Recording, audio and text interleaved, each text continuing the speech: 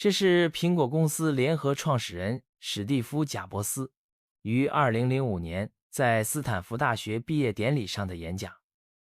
演讲中，他以3个故事串联起自己的人生经历与感悟，向年轻的毕业生们分享了宝贵的人生智慧。下面就让我们一同聆听。我很荣幸今天能来到世界上最顶尖的大学之一，与你们一起参加毕业典礼。说实话，我从未大学毕业过，而今天这个场合是我距离大学毕业最近的一次。今天我想给你们讲我人生中的3个故事，就这么简单，没有什么了不起的，只是3个故事而已。第一个故事，关于串起所有点。我在理德学院只读了6个月就退学了，但随后还以旁听的方式待了大约18个月才真正离开。那么我为什么退学呢？这一切在我出生之前就已开始。我的生母当时是一位年轻未婚的研究生，她决定让我被人收养。她非常坚定地认为我应该被一对拥有大学学历的父母收养，所以一切都安排妥当，我将一出生就被一位律师和他的妻子收养。可没想到，当我出生时，他们在最后一刻决定，他们其实想要一个女孩。于是我现在的父母当时还在等待名单上，深夜接到电话，被问到，我们这儿突然有个男婴，你们想要吗？他们回答，当然。后来我的生母发现，我的养母从未大学毕业，而养父甚至连高中都没毕业。他拒绝在收养文件上签字。过了几个月，他才勉强同意，因为我的父母答应一定会让我上大学。这就是我人生的开端。17年后，我如约走进了大学校门。但我天真的选择了一所学费几乎和斯坦福一样高的学校。我父母的所有积蓄都被用来支付我的学费。上了6个月以后，我看不到这里的价值。我不知道自己想做什么，也不知道大学如何帮助我找出答案。而与此同时，我正花着我父母用一辈子积攒下来的所有钱。所以，我决定退学，去相信一切都会好起来。当时，这个决定挺吓人的，可事后看来，这是我做过的最棒的决定之一。只要一退学，我就不用再去上那些并不感兴趣的必修课，而可以旁听那些看起来更有意思的课程。这并不总是充满浪漫色彩。我没有宿舍可住，就睡在朋友房间的地板上。我靠退空可乐瓶换5美分的押金来买吃的。每个星期天晚上，我都会走7英里路，穿越城市去哈雷克里希纳教会，吃上那一周里唯一像样的一顿饭。我很喜欢这样。我跟随自己的好奇心与直觉，而误打误撞的很多事，后来竟然都变得无价。给你们举一个例子，当时理德学院或许拥有全国最好的书法教育。在校园里，每一张海报，每一个抽屉的标签，都由优美的手写书法完成。因为我退了学，不用去上那些正常的课程，我就决定选修一堂书法课，来学学怎么做到这样。我学到了衬线与无衬线字体，也学到了如何在不同的字母组合之间调整间距，还学到了优秀排版艺术为什么如此出众。那是一种美妙的、具有历史内涵的、艺术上微妙的东西，是科学难以捕捉的，而且我深深着迷。当时看来，这些东西一点实际用途都没有。可10年后，当我们设计第一台麦金塔电脑时，这些东西全都回到了我脑海中。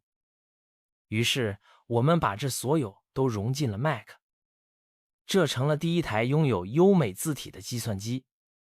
如果我当时没有旁听那门书法课， Mac 就不会拥有多种字体或比例间隔的字形。而后来 Windows 只是抄袭了 Mac， 所以可能就没有任何个人电脑拥有这些功能了。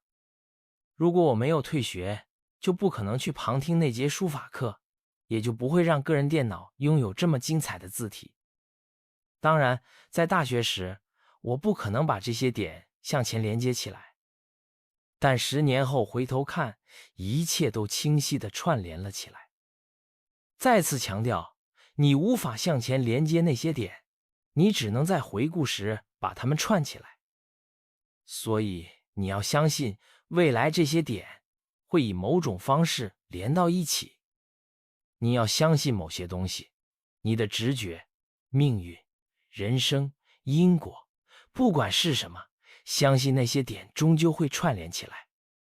有了这样的信念，你才会有勇气跟随自己的内心，即使这让你走上一条不那么常规的道路，而这将改变你的一生。我的第二个故事关于爱与失去。我很幸运，很早就找到了自己所热爱的事。20岁时，我和沃兹在我父母家的车库里创立了苹果。我们努力工作，10年后，苹果从只有我们俩的车库小公司发展成了拥有4000多名员工、价值20亿美元的大公司。我们刚在前一年发布了我们最出色的创作——麦金塔电脑，那时我刚满30岁。然后我被炒了鱿鱼。你怎么可能从自己创立的公司被解雇呢？好吧，随着苹果的成长，我们雇了一位我认为非常有才华的人来和我一起管理公司。最初的1年左右，我们合作的不错，但后来我们对未来的设想开始分化，最终发生了冲突。在这一冲突中，我们的董事会站在了他那边。于是我在30岁时被赶出了苹果，而且是在众目睽睽之下被赶出。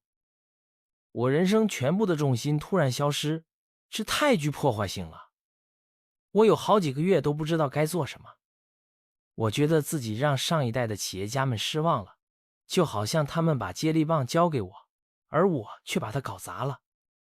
我去见了戴维·帕卡德和鲍勃·诺伊斯，试着为自己糟糕的失败道歉。在公众视野里，我成了一个失败者，我甚至想逃离硅谷。可渐渐的，我意识到我依然热爱我做的事情。在苹果发生的那些变故，一点儿也没有改变我的热爱。我被拒绝了，可我依旧深爱。于是我决定重新开始。当时我并不知道，但后来证明，被苹果开除是我能遇到的最棒的事情。成功的沉重感被再次成为新手的轻盈所替代，我变得不再那么肯定一切。这种解放让我进入了我人生中最具创造力的阶段之一。接下来的5年里，我创建了 Next-T 公司，又创办了皮克斯公司。而且我还爱上了一位了不起的女性，她后来成了我的妻子。皮克斯制作了世界上第一部电脑动画长片《玩具总动员》，并成为了全球最成功的动画工作室。后来在一系列奇妙的转折中，苹果收购了 Next-T， 我回到了苹果。在 Next-T 开发的技术成了苹果现在复兴的核心。我和劳伦也拥有了一个美满的家庭。我很肯定，如果当初没有被苹果炒鱿鱼，这一切都不会发生。那是一剂糟糕的良药，但病人显然需要它。有时生活会用砖块砸你的头，但别失去信心。我相信，支持我一路走下来的唯一原因，就是我热爱我所做的事情。你必须找到你所热爱的东西。对工作而言，这是与对爱人的寻找一样真实。你的工作将占据你人生很大的一部分，想要真正满足，就得相信自己所做的工作是伟大的。要做出伟大的工作，唯一的办法就是热爱你所做的事情。如果你还没找到，就继续找，别停下来。在关系和心灵层面，当你找到了，就会知道，随着岁月流逝，你们的关系会变得越来越好，所以继续找，别停下。我的第3个故事，关于死亡。我17岁时读到一句话，大意是，如果你把每一天都当成最后一天来过，那么终有一天，你会发现自己是对的。这话在我心里留下了深刻印象。从那以后过去30多年里，我每天早晨都对着镜子问自己，如果今天是我生命中的最后一天，我还愿意做我今天即将做的事吗？如果连续好几天答案都是否定的，我就知道自己需要改变点什么。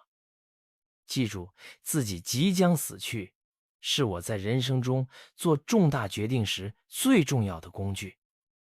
因为几乎所有事，所有外在期望，所有的自尊，所有对尴尬或失败的恐惧，在死亡面前通通消失，只剩下真正重要的东西。记住，你终将死去，是避免陷入你会失去什么这种思维陷阱的最好方法。你本来就一无所有，所以没有理由不跟随自己的心。大约1年前，我被诊断出癌症。那天早上7点半，我做了检查，扫描结果明显显示我的胰腺上有肿瘤。当时我甚至不知道什么是胰腺。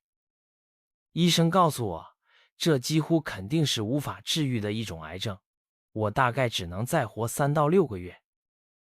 我的医生建议我回家，把一切都安排好，这是医生说的准备后事。